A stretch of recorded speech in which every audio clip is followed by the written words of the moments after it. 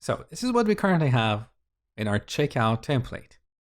We have two partitions. On the left side, we have this form. And on the right side, we have our shopping cart summary. What I don't like about this template is different levels of abstraction.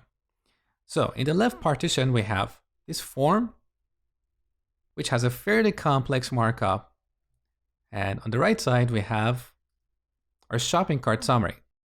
So here we're dealing with different levels of abstraction.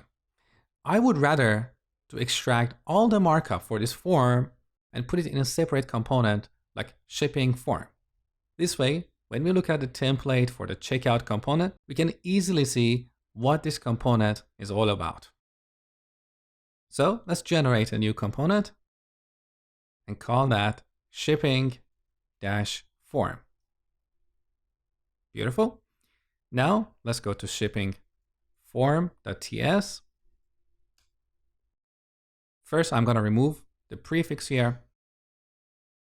Now back to the template for checkout component.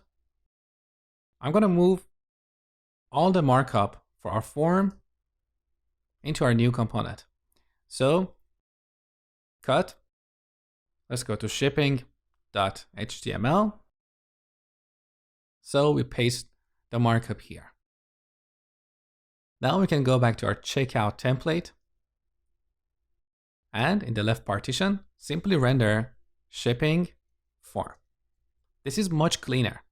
When we look at our checkout template, we can quickly see what this template is all about. So it has one responsibility, laying out various components on this page.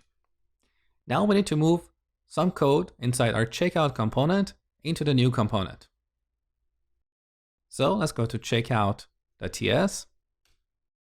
If you look at the template for our shipping component, you will see references to two members. One is the shipping field, and we have used this in our two-way bindings. The other is place order method. So I'm going to move these members into our new component. First, I'm going to move this back in our shipping form component. Let's put this here. And then I'm going to move our shipping field. If this refactoring and moving code around looks boring to you, please make sure to watch this lecture to the end, because the end result is absolutely beautiful. So back to our shipping form component. Now I'm going to paste the shipping field. Now back to our checkout component. I'm also going to move user ID and user subscription because we only need these while placing the order. So let's put these side by side and then take them to our new component. So two more fields. Now let's import the subscription. Beautiful. Back to our checkout component. We have two compilation errors in ng on init and ng on destroy. So I'm going to move these two lines for dealing with the user subscription into our new component. So first, let's move the initialization of user subscription. So cut back to the new component and paste it in ng on init. Now here we have dependency to auth service, so we should move that as well. Let's go to our checkout component. To save time, I'm going to copy this entire constructor and then clean it up after pasting it into our new component. So copy. Let's paste that here. So here we need the router because we're going to redirect the user upon submitting the order. We also need the auth service to get the current user ID. We need the order service to place the order, but we don't need the shopping cart. So I'm going to delete this parameter. So in our shipping form component, we should have these three parameters in our constructor. And that means we can delete these from our checkout component. So back here, I'm going to delete router, auth service, and order service. So you can see this component is getting more and more lightweight. We only have one parameter, shopping cart service. Now we need to move this line, unsubscribing from user subscription. So I'm going to copy ng on destroy here right after ng on init. We don't have a cart subscription, so delete. And we should also add implement on destroy here. Now back to our checkout component. So we can delete this line from here. Now look at what we have in our checkout component. We have only a single subscription. So we can rename this field and make it shorter. Subscription. That's better. Also, on the top, we can remove some of these import statements. So we don't need the router, delete. We don't need the auth service and the order service. And finally, the order. So you can see our code is getting cleaner and cleaner. Now back to our shipping form component. We have a compilation error here in place order method. First, we need to import the order class.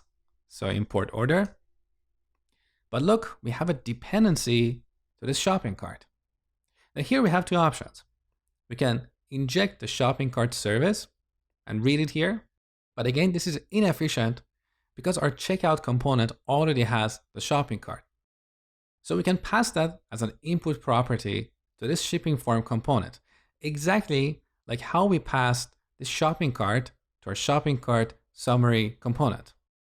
So here I'm going to define an input property, and I put that first for clarity.